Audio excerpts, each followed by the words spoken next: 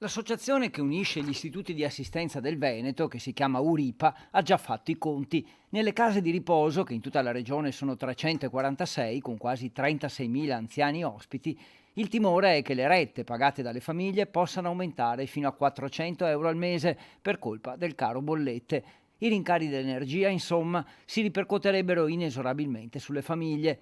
A Padova, Altavita Ira, però, che compie in questi giorni 200 anni, una delle realtà più grandi della provincia con i suoi 500 ospiti distribuiti nelle varie sedi, rassicura i familiari. I rincari non ci saranno perché l'aumento dei costi per l'energia era già stato previsto nell'ultimo bilancio. La preoccupazione è sicuramente presente ed era prevista perché sapevamo che nel bilancio dovevamo in qualche modo prevedere questo aumento per quanto riguarda le tariffe dei servizi, ma è una preoccupazione sulla quale noi siamo concentrati, ma non c'è assolutamente l'intenzione di aumentare le rette.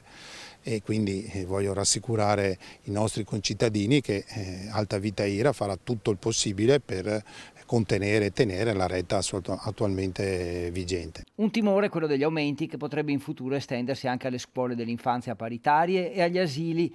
Tornando alle case di riposo, però, per il momento la vera emergenza riguarda il personale, guardando al futuro, al crescente numero di ospiti e al fatto che l'Italia è il secondo paese al mondo per invecchiamento. La vera preoccupazione è riuscire a fronteggiare le carenze del personale e quindi riuscire a tenere i nostri dipendenti affiliati ad Altavita Ira, limitare il più possibile le fughe verso altre istituzioni, soprattutto verso le aziende ospedaliere o le USL, che sono delle calamite importanti per il personale. L'appello dunque è rivolto alla Regione, ma soprattutto alle istituzioni sanitarie, per evitare di portarsi via gli uni con gli altri infermieri e assistenti sanitari. Io ho più volte sollecitato non solo la Regione ma anche le aziende ospedaliere e l'azienda USL di riuscire a mettere in circuito quelle risorse umane che abbiano voglia di fare delle ore aggiuntive, i contratti le prevedono tra enti similari, e che quindi possano aggiungere un po' di ore di lavoro